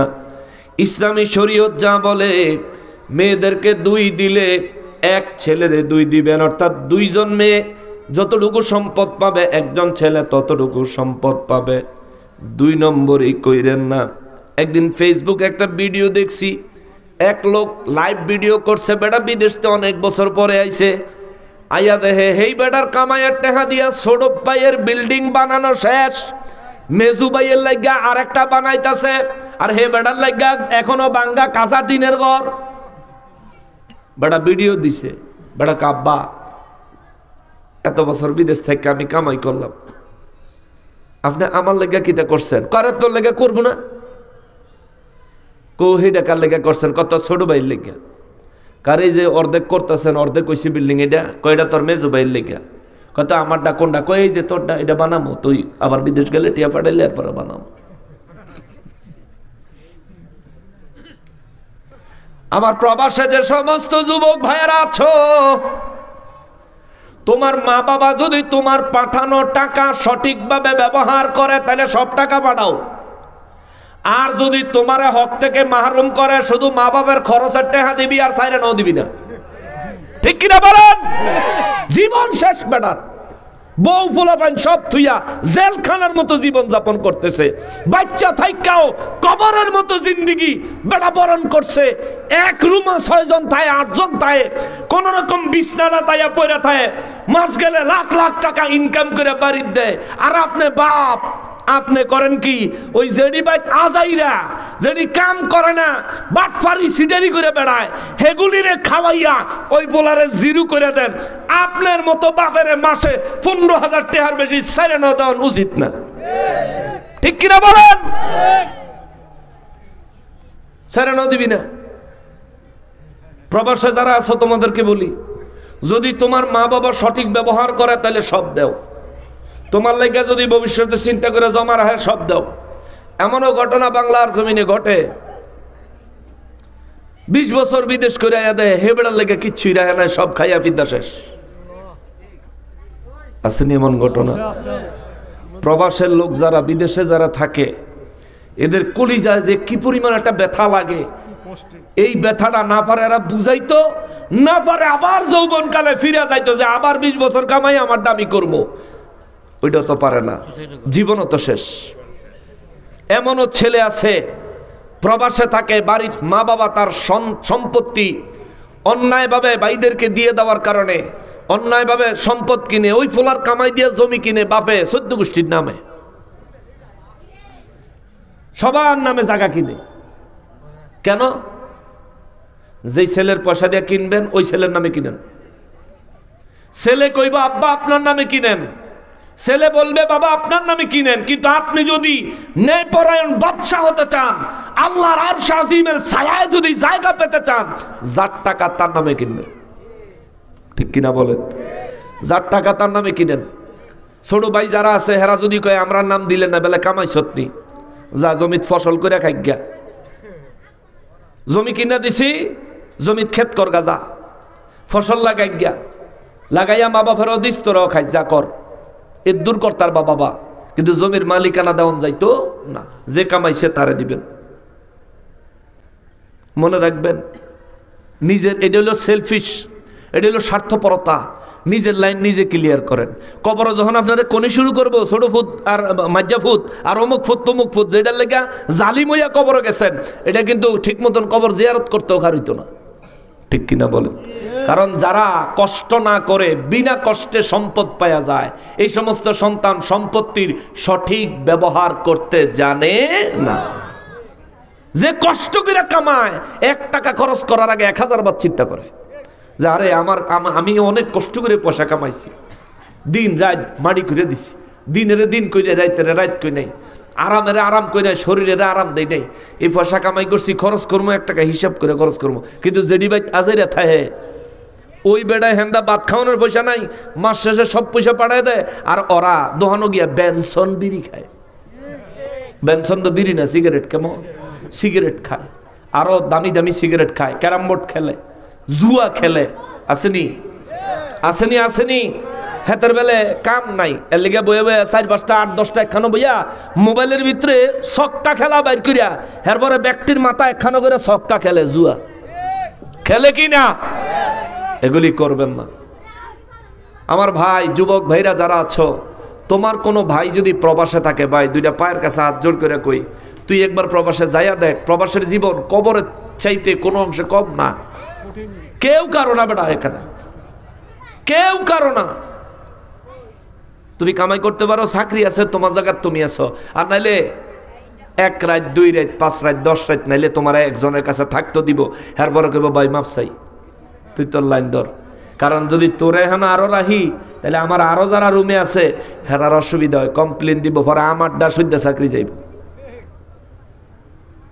এত কষ্ট করে সেখানে সারাদিন কাজ করে, দুপুরের খানার টাইম হইলে আরে আমার একটা ফ্রেন্ড আছে, বিদেশে গেছিল, পরে আবার দেশে এসে পড়ছে। সে আমার ছবি পাঠাইছে, কয় দোস্ত রে দেশ ফাওয়ার উপরে ফাওয়ার তিল লেখাইছি, আর দেখ পলিথিনে খাওন, পলিথিন লইয়া কাজের জায়গাত মাটির মধ্যে লইয়া পলিথিনটা খুললা, প্লেট নাই, ওই পলিথিনটা খাইতেছে আর বোতলের পানি খাইতেছে। ভিডিও করে আমার পাঠাইছে, এই হইলো বিদেশের জীবন রে দোস্ত রে, এই হইলো আমার জীবনের, আমাদের এই বিদেশের জীবন। তো এই বিদেশের জীবনটা প্রত্যেকটা মানুষের। অতএব প্রবাসীর মা বাপ যারা আছেন, আপনারা, কিছু মা বাপ এমন আছে, ফোলায় কামাইছে না কামাইছে খবর নাই, ফোনটা দইরা হুদাই কান্দে, টেহা দে, টেহা লাগবো, এই হয়েছে হে হয়েছে, বিভিন্ন এক্সকিউজ কারণ দেখাইয়া ফোলার কাছ থেকে অনেক টাকা আনাইবেন। আপনার ছেলেই তো, কামাইলে আপনারাই দিব, থাকলে আপনারাই খাবেন, কিন্তু পোলারে মানসিক চাপ দিয়েন না। যদি দরকার হয় কইেন, কিন্তু দরকার না হইলে এটাতে মানসিক চাপ দিয়েন না। ওর কিন্তু মানসিক অবস্থা ভালো না। সারাদিন যাই পরিশ্রম করে, রাতে যখন বিছানায় ঘুমাইতে আসে, বুক ফাইটটা চিৎকারাইয়া কারো কাছে কইতেও পারে না, ঠিক কিনা বলেন? মোবাইলে ভিডিও কলে যখন বাচ্চারা দেখে, সন্তানটা আব্বা ডাকতেছে, কিন্তু বাচ্চাটারে বুকে জড়াইতে পারতেছে না, কলজাটা ফাইটটা জায়গা। অতএব সন্তানের কষ্টটা বুঝছেন, ন্যায় পরায়ণ শাসক হইয়েন, তাইলে মরলে হাসরের ময়দানে দাঁড়াইলে আল্লাহ আরশে আজিমের ছায়ায় জায়গা দিবে। জোরে কন্যা সুবহানাল্লাহ। মেম্বার মহোদয় যারা আছেন, তারা তাদের এলাকার ব্যাপারে এরকম ন্যায় হতে হবে। চেয়ারম্যান মহোদয় যারা আছেন, তারা তাদের ইউনিয়নের ব্যাপারে সৎ হতে হবে, একেবারে ন্যায় পরায়ণ হতে হবে। তাইলে আল্লাহ পাক আরশে আজিমের ডান পাশে, আরশে আজিমের ছায়ায় তাদেরকে জায়গা দিবেন। জোরে কন্যা সুবহানাল্লাহ।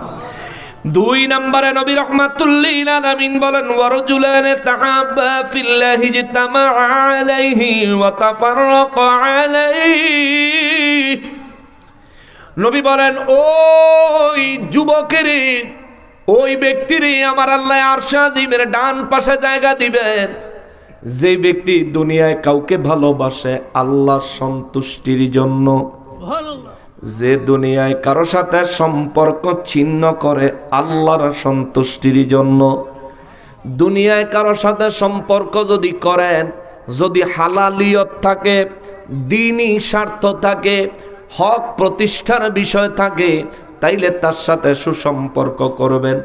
যে তার সাথে সুসম্পর্ক কইরা আমি আমার ইবাদত বাড়ামু। যেমন ওলি আল্লাহদের সাথে সম্পর্ক করা, ওলি আল্লাহদের সাথে সম্পর্ক করা, এটা হলো সুসম্পর্ক। করলাম কার খুশির জন্যে? জোরে বলেন কার? আল্লাহর খুশির জন্যে করলাম। আবার দুনিয়ায় যারা ওয়াহাবি আসেনি, এই ওয়াহাবিদের সাথে সম্পর্ক ছিন্ন করব কার খুশির জন্য? ওদের সাথে কোনো সম্পর্ক নাই। এরা সুযোগ পাইলে চুরি করব, সুযোগ পাইলে ডাহাতি করব। আপনার বাই থান্দায় গরু ছাগল বিরিয়ানির ডেক সইদা লয়ে যাবো, ঠিক কিনা বলেন? বিরিয়ানির ডেক সইদা চুরি করে লয়ে গেছে মসজিদপুরে। ওরে অবাক হলাম ইমাম দেখে, এক ইমাম সাহেব বালিশার তরকারি চোর, সে অবাক হলাম ইমাম দেখে। বালিশার তরকারি চোর, সে চুরি করে শকর আদায়। ইমাম সাহেব চুরি করার পরে জিজ্ঞাসে যে হুজুর এই যে এগুলি যে নিলেন কেরম লাগে? কো আলহামদুলিল্লাহ অনেক ভালো লাগতেছে। আরেকজনের বাড়ির বালিশার তরকারি চুরি করে, ইমাম তুই যে কইলি তোর কাছে ভালো লাগতেছে আলহামদুলিল্লাহ কলি, তুই ইমাম নামের কলঙ্ক, ঠিক কিনা বলে?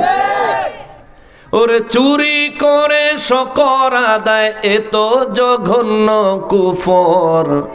চোরের গোষ্ঠী চোরের মেলা মিলাইছিল মুর্শিদপুর। জাতির কাছে প্রমাণ আছে, ওরে জাতির কাছে প্রমাণ আছে, ওহাবিরা গরু চোর, ঠিক কিনা বলে? ওরে জাতির কাছে প্রমাণ আছে, ওহাবিরা ছাগল চোর, মহিষ চোর, ভেড়া চোর, দুম্বা চোর, ফাতিল চোর, ঠিক কিনা বলেন? চোরের গোষ্ঠী চোরের মেলা মিলাইছিল মুর্শিদপুর। পাঁচ কল্লি টুপি মাথায় পড়ে, আগুন জ্বালায় খুদার ঘরে। টুপি মাথার পাঞ্জাবি গায়ে আগুন জ্বালায় দিছে আল্লাহর ঘর, মসজিদের ভিতরে। পাঁচ কল্লি টুপি মাথায় পড়ে, আগুন জ্বালায় খোদার ঘরে। ওরে আগুন দিল আল কোরআনে, আগুন দিল আল কোরআনে, এরাই আসল ইমান চোর, ঠিক কিনা বলেন? এই জন্য এদের সাথে কোনো ভালোবাসা নাই, হেরার লগে দুশ্মনীও নাই, ভালোবাসাও নাই। ভাই তুই তোমার মতন, আমরা আমাদের মতো, তুমি তোমার মতো, আমি আমার মতো। আমার মতন শান্তিতে থাকতে দাও, তুমি তোমার মতন শান্তিতে থাকো। চোখ কোন ইচ্ছা করে চোখ গরম করে চাইবি তো চোখ উঠাইয়া ফেলাম, কোনো কথা নাই। এই দেশে তোমার অধিকার যা, আমার অধিকার তা। এই দেশে যদি হিন্দু নিরাপদ হয়, এদেশে যদি বৌদ্ধ নিরাপদ হয়, এদেশে প্রত্যেক ধর্মের মানুষ যদি নিরাপদ হয়, তাহলে মুসলিম হিসেবে, ওলি আল্লাহদের দল হিসাবে সর্বপ্রথম নিরাপত্তা পাবো। সর্বশ্রেষ্ঠ ক্ষমতা নিয়ে, সর্বশ্রেষ্ঠ নিরাপত্তা নিয়ে এই দেশে বসবাস করার অধিকার রাখি আমরা সুন্নিরা, কথা বলেন ঠিক কিনা? এদেশে ইসলাম আনছে ওলি আল্লাহরা, আমরা অলিদের পক্ষে। অতএব আমরাই একেবারে অরিজিনাল মুসলমান, ডুপ্লিকেট না। আমরা 2 নম্বর না, আমরা হইলাম 1 নম্বর। তোমরা যারা অলিদেরকে বাদ দিয়া অলি আল্লাহর মাজারে হামলা কইরা, অলি আল্লাহদের দরবার ভাঙচুর কইরা নিজেরে মুসলমান পরিচয় দিতে চাও, শোনো তোমরা আসলে এই দেশে পাক্কা অরিজিনাল আসল মুসলমান না, তোমরা রোহিঙ্গা টাইপের। যেমন রোহিঙ্গারা এই দেশে আছিল, এখনো আছে, কিন্তু বাঙালি না। ঠিক তোমরা আছো, কিন্তু মুসলমান অরিজিনাল অলি প্রেমিক, নবী প্রেমিক মুসলমান না। এই জন্য বলি, ভালোবাসবেন আল্লাহর ওলিদেরকে, ভালোবাসবেন সুন্নি আলেমদেরকে, ভালোবাসবেন যে সুন্নি তাকে, কার সন্তুষ্টির জন্য। আর ভালোবাসার সম্পর্ক ছিন্ন করবেন তার সাথে যে অলির দুশ্মন, নবীর দুশ্মন, হাকিকত প্রকৃত ইসলামের দুশ্মন, অলি আল্লাহদের দুশ্মন, অলি আল্লাহর মুরিদদের দুশ্মন, অলি আল্লাহর দরবারের দুশ্মন, তার সাথে সম্পর্ক ছিন্ন করব কার খুশির জন্য? আল্লাহর খুশির জন্য। এই কাজটা করতে পারলেও আপনি কিয়ামতের ময়দানে আরশে আজিমের ডান পাশে জায়গা আমাকে আপনাকে দিতে রাজি আছেন কে? আল্লাহ দিবেন। নবী বলছেন, হাদিস কিন্তু সহিহ, এবং এটা হ্যাগ কিতাব লেখছে, বুঝছেন নি? বুখারী শরীফের যে অনুবাদ করছে হ্যাগ কিতাব লেখছে। নূর নবী রাহমাতুল্লিল আলামিন আর বলেন, উম্মত রে, 3 নম্বরে আমার রব্বুল ইজ্জত ওয়া রাজুলুন তালাবাত হুমরাতু যাতু মানসিবি ওয়া জামালি فقال إني أخاف الله। আওয়াজ করে বলেন আল্লাহু আকবার। নবী বলেন 3 নম্বরে ওই যুবক তিন নম্বরে হলো ওই যুবক, যেই যুবকের সুন্দরী এবং উচ্চ বংশের কোনো একটা সুন্দরী মেয়ে যেই যুবকের জিনার জন্য আহ্বান করলো, এখন হয়নি, এই যে এটা সব নষ্টের মূল। দেশের যুব সমাজ খাইছে গো মোবাইল ফোনে, দেশটা রসাতলে নিছে গো মোবাইল ফোনে। তাই তো এখন মা বাবারা পড়লো ভীষণ টেনশনে, ঠিক কিনা? পোলা মাইয়া জোয়ান বুড়া নাই বেদা বেদনাই, 3 বছরের পোলার হাতেও মোবাইল দেখতে পাই, ঠিক কিনা? আবার 2 কানে ও ওয়াকম্যান লাগায় MP3 গান শোনে, ঠিক কিনা? অহন তো আর MP3 নাই, এখন হচ্ছে ডিজে। ওরে ডিজে রে, তাহেরি জি কি সুদ্ধা ডিজে বানায় আর ওনে।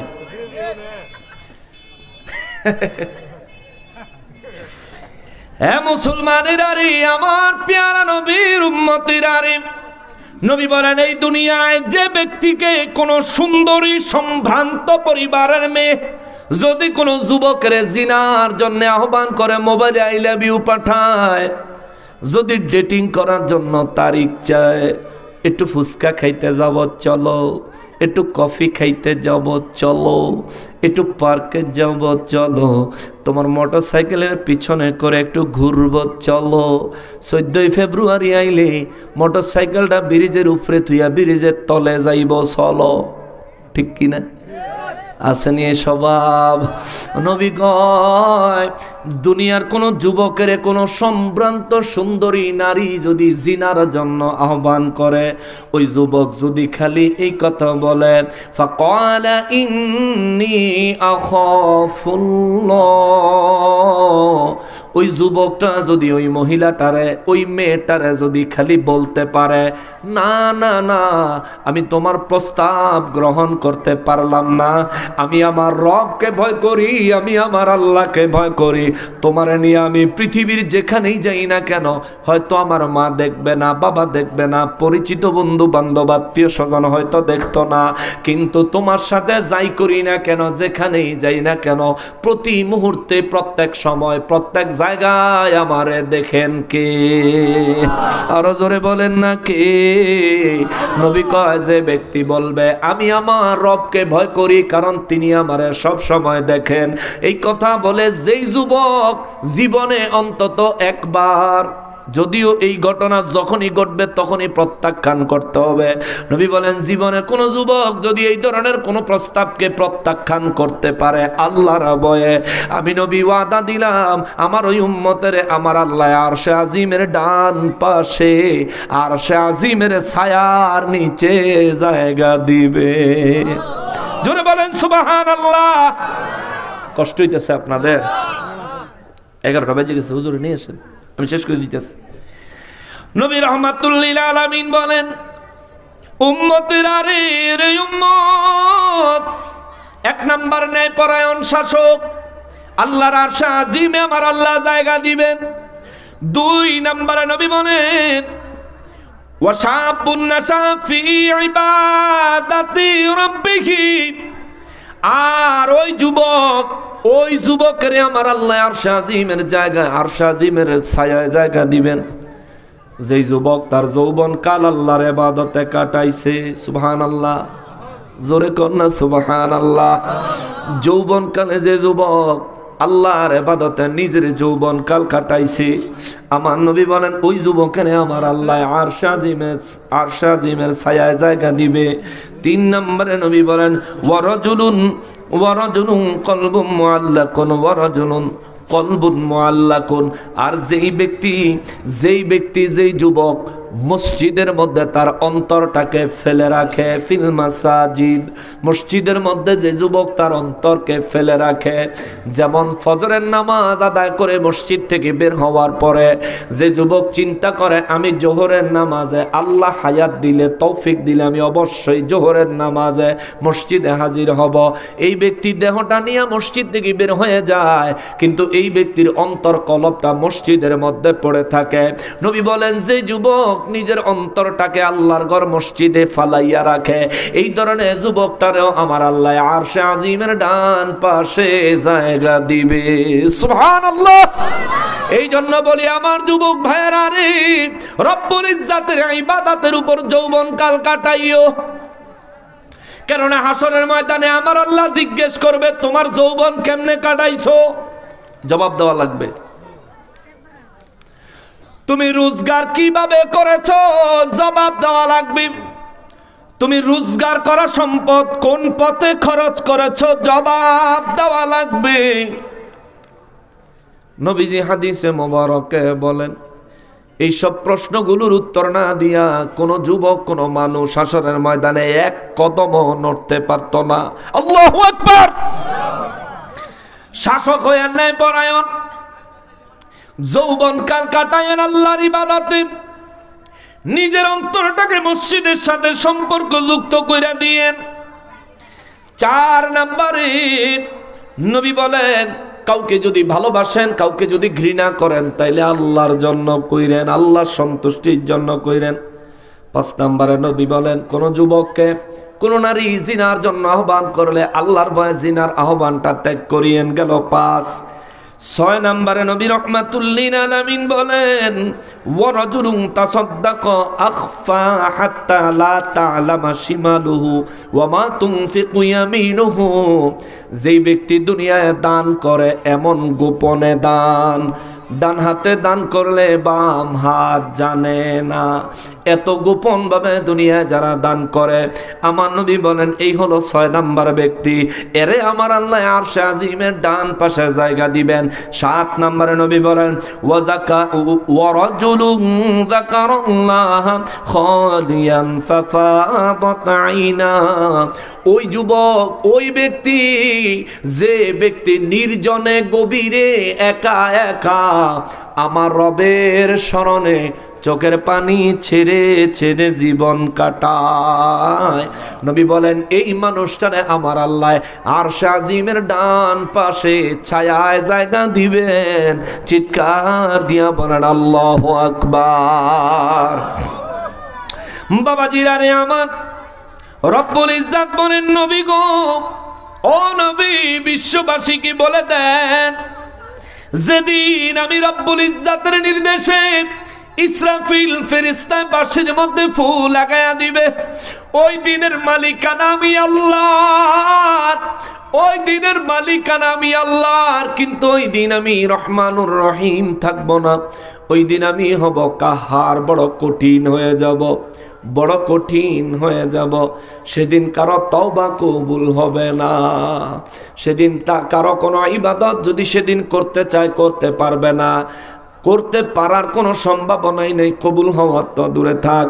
আমার আল্লাহ কয় আলিমুল গায়বি ওয়াশ শাহাদা, জাহের এবং বাতেনে যা আছে প্রকাশ্যে এবং গোপনে সমস্ত গায়েবের খবর রব্বুল ইজ্জাত বলেন আমি আল্লাহ জানি। দুনিয়ার মানুষ যা গোপন করে আমি জানি, এরা দুনিয়ার মানুষের ফাঁকি দিতে পারে কিন্তু আমি আল্লাহর ফাঁকি দিতে পারে না। দুনিয়ার মানুষ থেকে এরা লুকাইতে পারে কিন্তু আমি আল্লাহর কাছ থেকে লুকাইতে পারে না। যার কারণে আমার রব্বুল ইজ্জাত বলেন আলিমুল গায়বি ওয়াশ শাহাদা, আমি হলাম ওই রব, অদৃশ্যের বিষয়ও জানি, দৃশ্যের বিষয়ও জানি, গোপনের বিষয়ও জানি, প্রকাশের বিষয়ও জানি, সব বিষয়গুলো আমি আল্লাহ জানি জানি জানি।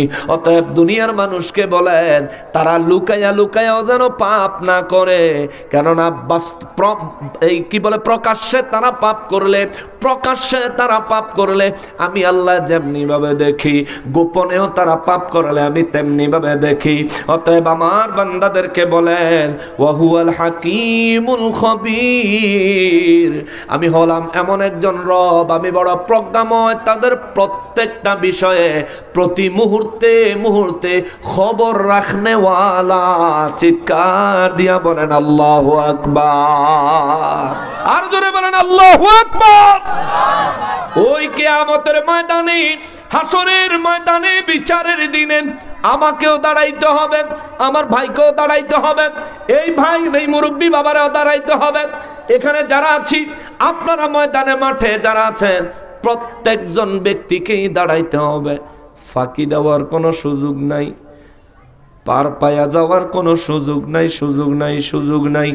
এই জন্যই তো অলিউল্লাহ আশিকি হুজুর সুন্দর করে লেখছেন, এসো নবীজিকে তাজিম করি, খোদার হুকুম মান্য করি, আখেরাতে কঠিন নিদানে, ভাইরে আখেরাতে কঠিন নিদানে, পার পাবি না নবী বিহনে। ঠিক কিনা? ওরে খোদার পরে নবী মুকাম, যাহার তরে সৃষ্টি তামাম। খোদার পরে নবী মুকাম, যাহার পরে সৃষ্টি তামাম। ওই নবীকে ভুলো কেমনে তোমরা, ওই নবীকে ভুলো কেমনে, পার পাবি না নবী বিহনে। ও তোরা পার পাবি না নবী বিহনে। ঠিক কিনা? হ্যাঁ, নিয়ে আসেন হুজুর, চলে আস, নিয়ে আসেন। মুসলমানের আরি, আমার পেয়ারা নবীর উম্মতির আরি। আমি যদি এরপরে আরো আয়াত ধরি আলোচনা বাড়বো, আলোচনা বাড়াইতাম না। কেননা এর আগে আমার একটা প্রশ্ন দিছে, প্রশ্ন মানি হইল হুজুর আপনি উত্তর দিয়ে শেষ করেন। এটি হইল প্রশ্নের ইঙ্গিত, হুজুর আপনি উত্তর দিয়া শেষ করেন। যাই হোক, প্রশ্ন দিছে হুজুর জানাজার নামাজের পরে দোয়া করা যাবে কি না। এই ব্যাপারে আমি অনেক জবাব দিছি, অনেক মাহফিলে জবাব দিছি, তবে আজ আমি আপনাদেরকে সংক্ষেপে জবাব দিই। হ্যাঁ, জানাজার নামাজের পরে দোয়া করা যাবে। কেউ যদি দোয়া না করে সে গুনাহগার হবে না, কিন্তু যদি দোয়া করেন আপনি অনেক ফজিলত পাবেন, এবং যার জন্য দোয়া করবেন তার জন্য বিরাট উপকার হবে। যদি দোয়া না করেন গুনাহ হইতো না, কিন্তু যদি দোয়ার বিরোধিতা করেন গুনাহ হইব। বুঝতে পারছেন তো? যদি দোয়া না করেন গুনাহ হইতো না, কিন্তু দোয়ার বিরোধিতা করলে গুনাহ হইব। কিভাবে? দোয়া করা একটা হালাল কাজ, আল্লাহ কোন জায়গায় নিষেধ করে নাই জানাজার পরে দোয়া করবি না, এমন কথা আল্লাহ বলে নাই। জানাজার নামাজের পরে দোয়া করা যাবে না, আমার নবীজি কোথাও এমন কথা বলেন নাই। কোন সাহাবী জানাজার নামাজের পরে দোয়া কইরো না এমন কথা বলে নাই, বরং নবী বলেন, হাদিস শরীফের মধ্যে বলেন, ইজা সাল্লাইতুম আলাল মাইয়িত, যখন তোমরা মৃত ব্যক্তির জন্য সালাত আদায় করো, নামাজ পড়ো, জানাজার নামাজ পড়ো, ফাখলিসু লাহু দুআ, নবী কয় খালেস ভাবে তার জন্য দোয়া করো। জোরে কন্যা সুবহানাল্লাহ। তো নবীজি দোয়া করতে কয় না ছাড়তে কয়? কথা কয় না, করতে কয় না ছাড়তে কয়? নবীজি দোয়া করতে বলছেন। আমি দোয়া করি, তবে এটা সুন্নতে মুআক্কাদা না, ওয়াজিব না, ফরজ না, এটা আমি মুস্তাহাব মুস্তাহসান হিসেবে করি। যাইতাছি হেন যাইতাছি, বেদাত করার কোনো সুযোগ নাই। অনেকে বেদাত বলে না, বেদাত বলার কোনো সুযোগ নাই, যেহেতু নবী নিজে বলছেন ফাখলিসু লাহু দুআ, তোমরা তার জন্য দোয়া করো। দোয়ার পক্ষে নবী যেহেতু বয়ান করছেন, তাইলে আর বেদাত বলার কোনো সুযোগ নাই। কেউ যদি এটারে বেদাত কয়, নবী বলছেন দোয়া করো, এখন দোয়া করাটাকে কেউ যদি বেদাত বলে, তার এই বিদআত বলা ফতোয়ার অর্থ কি দাঁড়ায়? যে নবীজি কারো জন্য দোয়া করেন নাই, নবীজি দোয়া করতে বলেনও নাই, এই জন্য বিদআত হয়। যদি নবীজি দোয়া করে থাকেন, কিংবা যদি দোয়া করার জন্য নবীজি বলে থাকেন, এটার বিদআত থাকে না।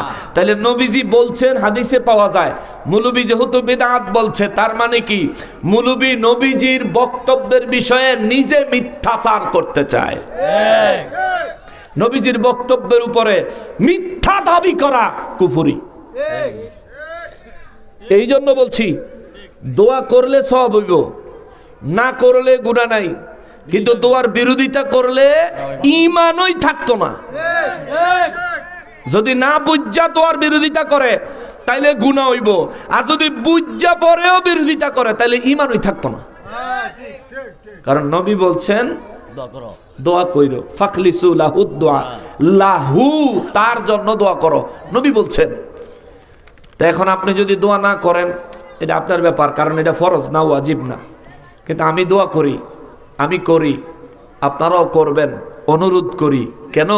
আপনি জিন্দা থাকতে যদি এই দোয়া করে যান, একদিন আপনিও তো মরে যাবেন, একদিন আপনারও তো এই খাটিয়ায় লাশ হয়ে অবস্থান করতে হবে, আপনার জন্য সেদিন জানাজা হবে।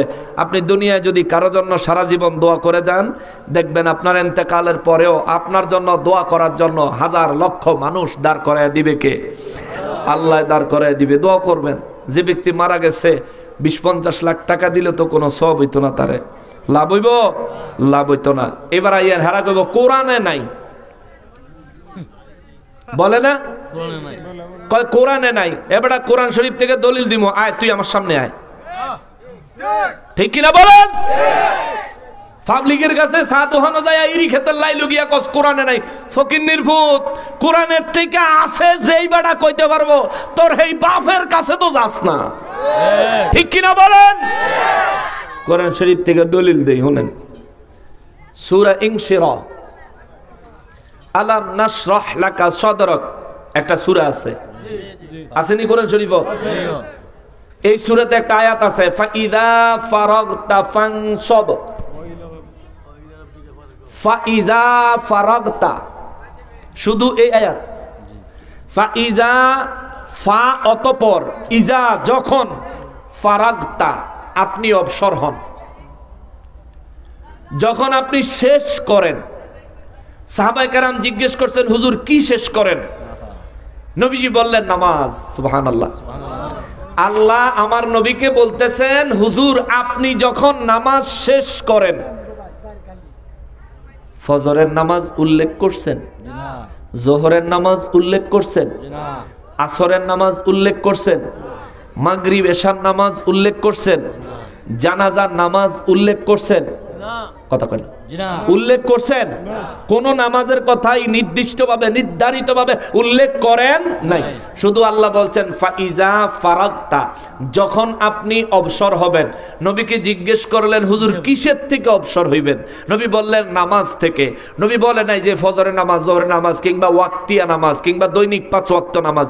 নবী বলছেন নামাজ থেকে। এবার জানাজা যে পড়ি, জানাজার এটা কি? জোরে কর, জোরে কর। কেউ যদি কয় জানাজার নামাজ দোয়া, হেরে গুসা দিয়া 10টা দাঁত ফলাই দিবেন। কেউ যদি কয় জানাজার নামাজ দোয়া, গুসা দিয়া 10টা দাঁত হালাইয়া কইবেন আল্লাহ কইছে নামাজ, নবী কইছে নামাজ, দোয়া করেন না। দোয়া বলার তুই কেরে ফকির নির্ভূত, কইতে আইছ তুই? আল্লাহ কয় নাই দোয়া, নবী কয় নাই দোয়া, তুমি আইছো দোয়ার খবর লইয়া। আচ্ছা আমি বলতেছি শোনেন, হ্যাঁ শোনেন, ফাললে গুসা দিয়া দাঁত হালাই দেন, আবার হেরা বেশি থাকলে হেন কিল দিয়া কিল খাইয়েন না, ঠিক আছে না? হেরা বেশি থাকলে হ্যান্তে জুত করে আই পড়বেন। তারপরে সানসে পাইলে সান্দুরে একদিন ধরে জিগাইবেন, বলে তুমি যে কইলা জানাজার নামাজ দোয়া, এটা আল্লাহ কইছেনি কোনো হানে আমারে বুঝাও, নবীজি কইছেনি কোনো হাদিসও আমারে বুঝাও। আর যদি বুঝাইতো না পারে তাহলে সেদিন তো বাড়ে পাইছেন। বুঝাইতো না পারলে তওবা করে ছেড়ে দিবেন, তওবা না করলে তারে বাইন্ধে থইবেন। বলে তুই হইলে তোর কথার পক্ষে উপযুক্ত দলিল দিবি, আনলে তোর সারা নাই, সারাসারি নাই তোর লগে। শোনেন তো, নবীজিকে আল্লাহ বললেন হুজুর ফাইজা ফারাগতা, যখন আপনি নামাজ থেকে অবসর হবেন, ফানসব আমি আল্লাহর দরবারে দোয়া করবেন। সুবহানাল্লাহ। ফানসব আপনি দোয়ায় মশগুল হবেন। কে বলতেছেন? তা আল্লাহ নবীরে কইতেছে হুজুর আপনি যখন নামাজ থেকে অবসর হবেন তখন আপনি দোয়া করবেন। তাহলে নামাজ থেকে অবসর হইলে আমরা কি করব? দোয়া করব। নির্দেশ কার? জোরে কোন কার? এই জন্য ফজরের নামাজের পরেও দোয়া করি, জানাজার নামাজের পরেও দোয়া করি। জোহর আসর মাগরিব এশার নামাজের পরেও দোয়া করি, জানাজার নামাজের পরেও দোয়া করি। তবে হ্যাঁ, ফজরের নামাজের পরেও কেউ যদি দোয়া না করে গুনাহ হইতো না, যদি দোয়া করে সওয়াব হইব, কিন্তু দোয়ার বিরোধিতা করলে গুনাহ হইব। বুঝছেন তো? এই মনে করেন দোকানে আনার বেচে, আনার আপনার এই দোকানে আনার বিক্রি করে, অথবা আপনার সামনে কেউ আনার কেটে দিছে, লগে কমলা দিছে, লগে আপেল দিছে, লগে জুস দিছে। এখন আপনি জুস খাইলেন, কমলা খাইলেন, আপেল খাইলেন, কিন্তু আনার খাইলেন না, এটা কি গুনাহ হইব? না, গুনাহ হইতো না, খাইলেন না আর কি। ঠিক তেমনি দোয়া করলেন না আর কি, গুনাহ হইতো না। কিন্তু যদি আনারটা খাইতেন, শরীরে রক্ত শূন্যতা দূর হইত। আনারটা যদি খাইতেন, শরীরের অনেক রোগ প্রতিরোধ ক্ষমতা বাড়ত। আনারটা যদি খাইতেন, তাহলে শরীরে একটা স্পেশাল এনার্জি আইতো। ঠিক কিনা বলেন? খান নাই, এনার্জি পান নাই, দোয়া করবেন তো এনার্জি পাইবেন, দোয়া করবেন আল্লাহর দরবারে রহমত পাইবেন, দোয়া করবেন গুনাহ মাফ হইব। যার জন্য দোয়া করবেন তার কবরে সুয়াল জবাব সহজ হওয়ার সম্ভাবনা বাড়বো। ঠিক কিনা বলেন? আর কইরেন না, আপনিও জীবনেও কারো লেগে দোয়া করেন না, আর আপনি মরলেও আপনার লেগেও দোয়া হইতো না। ওই তো টঙ্গীর ময়দানে দেখছি কিছু লোক মাইরে আগুন দিয়া জ্বালাই দিছে। নারায়ে তাকবীর, নারায়ে রিসালাত। পীর সাহেব কেবলার আগমন, পীর সাহেব কেবলার আগমন। বাজিতপুরের পক্ষ থেকে, জোরে বলেন, বাজিতপুরের পক্ষ থেকে, সুলতানপুরের পক্ষ থেকে, পূর্ব সুলতানপুর এলাকাবাসীর পক্ষ থেকে